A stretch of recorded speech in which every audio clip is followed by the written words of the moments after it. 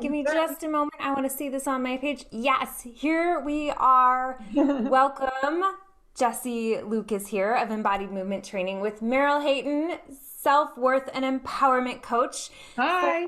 another episode of Conscious Body Conversations. I am so excited to have this conversation. Meryl and I speak the same language when it comes to stuff. I know we've had a couple of conversations before, but there's this beautiful juncture about when you understand the connection between emotions and your physical body. And I know that's something that's kind of been growing in understanding as a conversation. A lot of people are kind of on this emotional intelligence bandwagon. And there's it's time to open up that door, because it is my deep belief, working in embodied movement, my background as a yoga teacher and personal trainer, that we do not have the option any longer to ignore the emotional component of our physical well-being. And so just kind of opening the door to that, I'm so excited to hear from you. Meryl, I'm not going to take up any more time. Tell us who you are and drop us some wisdom. So as you said, I'm a self-worth and empowerment coach. Oh, here's my cat. That's real life here. Uh, I help female working professionals and entrepreneurs beat fear, procrastination, and self-sabotage so they can build a career they love and increase their income. Um, Throughout my life, I have taken many leaps of faith in my own career, um, or switching from different careers. Or when I had my nail salon, I moved like a half an hour away, and all my clients came with me. And so there's been many leaps of faith that I've taken. But then there also was a little bit of time. Well, when you look back, it's like a little bit of time, but when I was going through it, it was a really long time, because it really was like 8 years of me knowing I needed to close my salon. And what was I going to do? I became a yoga teacher, and then what was I going to do? So I also suffered from my own chronic pain and digestive issues. And that's just kind of what led me to start to really peel back the layers of why I behave the way I do, why I act the way I do, why I think the way I do, and how all that affects me. And after I closed my salon 2 years ago, I just figured out that I know a lot of people who suffer with the same thing. I know a lot of people who suffer not loving their careers, not following their passions, dealing with a lot of unworthiness. I'm not enough. I'll fail. I don't know enough. So a lack of confidence, doubting themselves, and they live in a lot of worry. They overthink about their past, and they overthink about their future, like holding on to the outcomes of what might be and not trusting enough into the universe. So that ends up sabotaging their dreams, right? And then they procrastinate, or they're a perfectionist at heart, and they just overdo and overdo and overdo, and then they just don't really get anywhere, right? And they're on this stuck hamster wheel, right? Of life is they settle for mediocrity. And, I don't buy into that. And I just want to help people,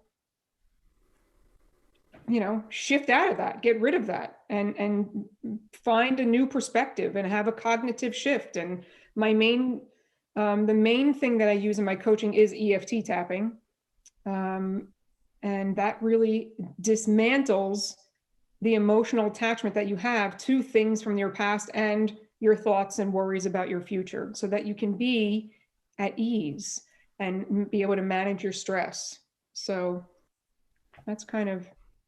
I have a question for you before Okay. you move on. This is so cool, because one of the things I know that happens, and I know what you mean about, like, in hindsight, it feels like a different timeline than when you're actually in it. I know I have had a few chapters in my life that feel that way, when you look back and you're like, oh my gosh, how did I not make a change sooner? And when I look at it in my own life, I know that when I was in it, a place of a whole lot of stress, a place where I was on a trajectory that did not line up with Yep. my truest well being. I mean, sometimes literally from a level of safety and sometimes from a level of just,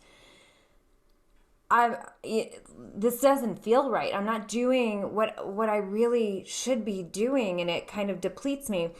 When I've been in it, it's almost like I can't see it. I can't feel it. Like when it goes on long enough, you lose sensation over that discernment, and something can happen where it could be a subtle kind of like, awareness, or it could be something, a life change that kind of whacks you on the head and says, look That at would this. be, yeah, Yeah. So, that would be me. I think a lot of that does have to do almost like reverse engineering something in your body systems, whether it's that kind of like little mental sparkle or something physically that grabs your attention that causes you to look and decide to make a life change, Right. to align yourself with a healthier path for yourself.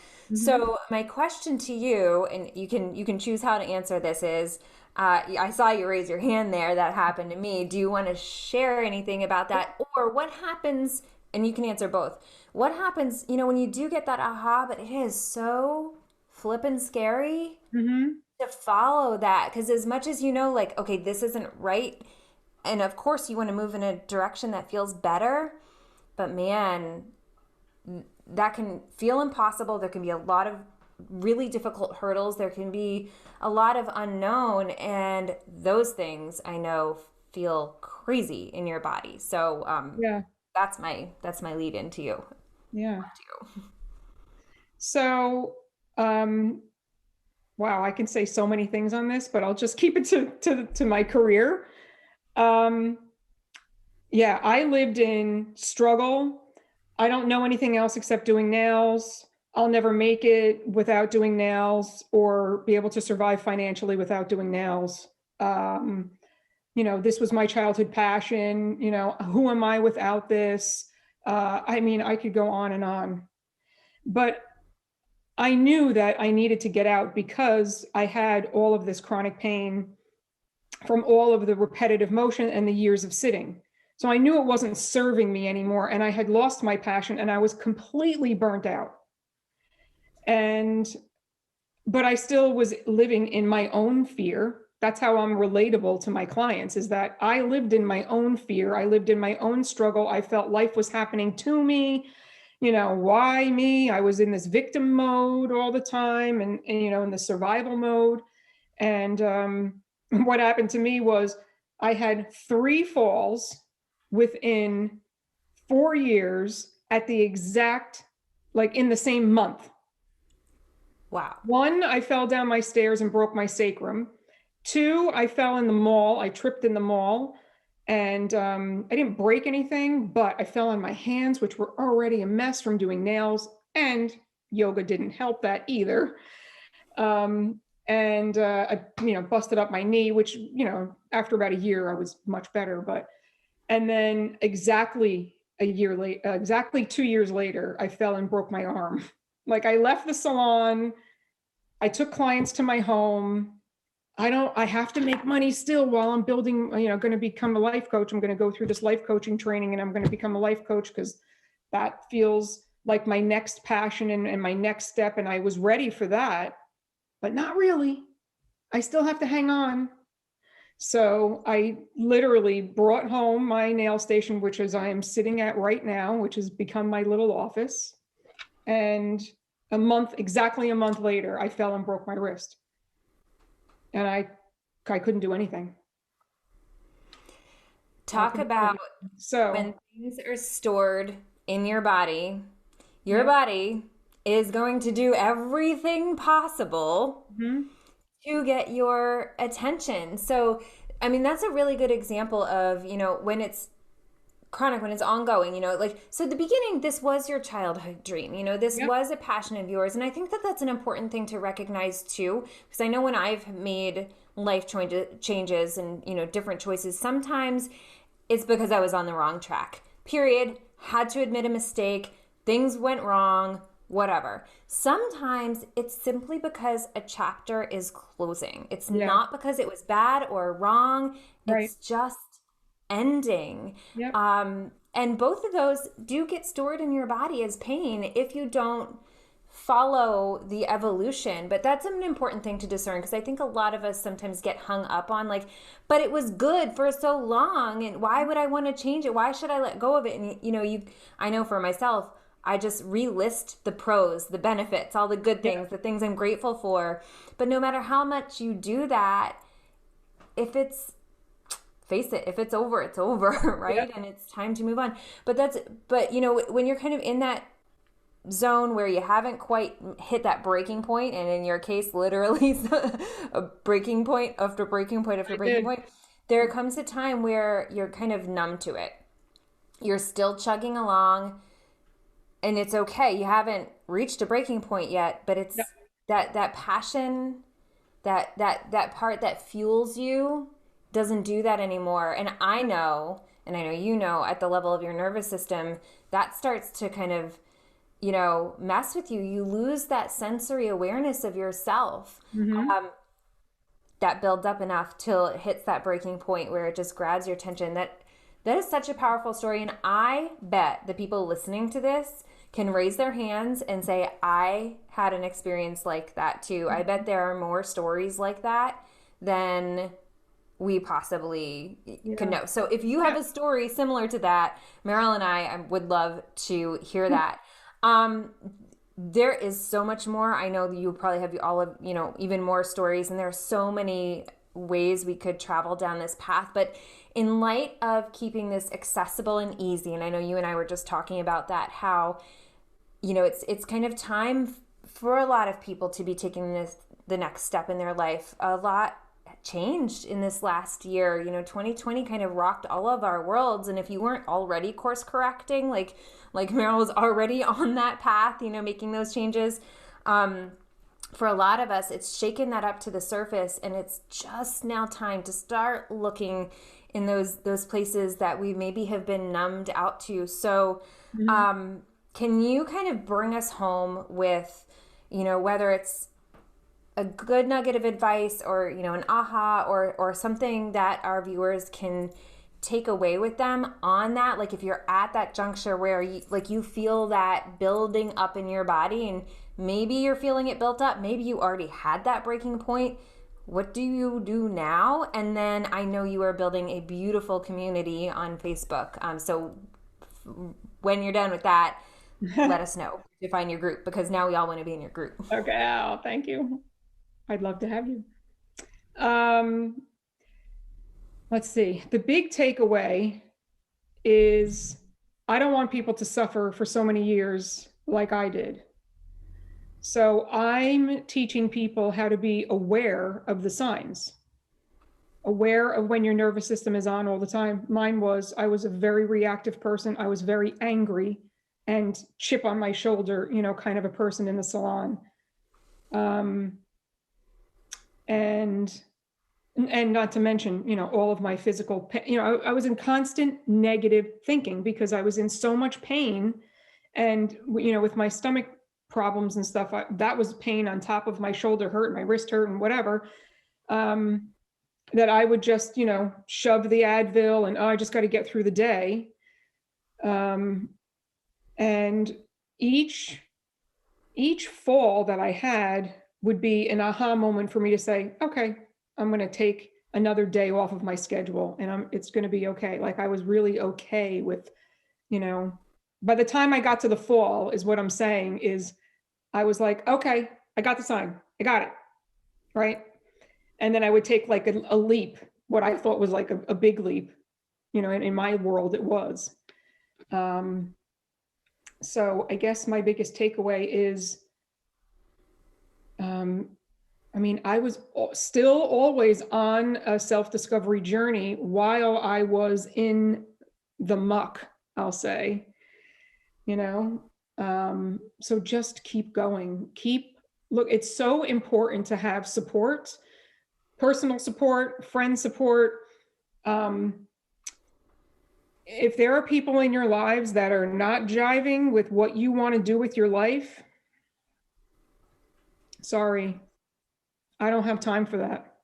I only have people in my life that are that back me up, that are supporting what I'm doing. And, and the people that are not in my life anymore.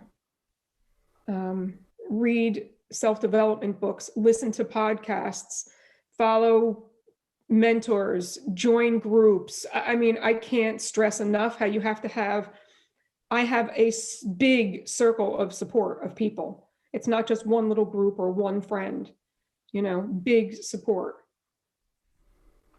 And it's energy healers. It's all sorts of stuff that I have that keeps me going, keeps nourishing me.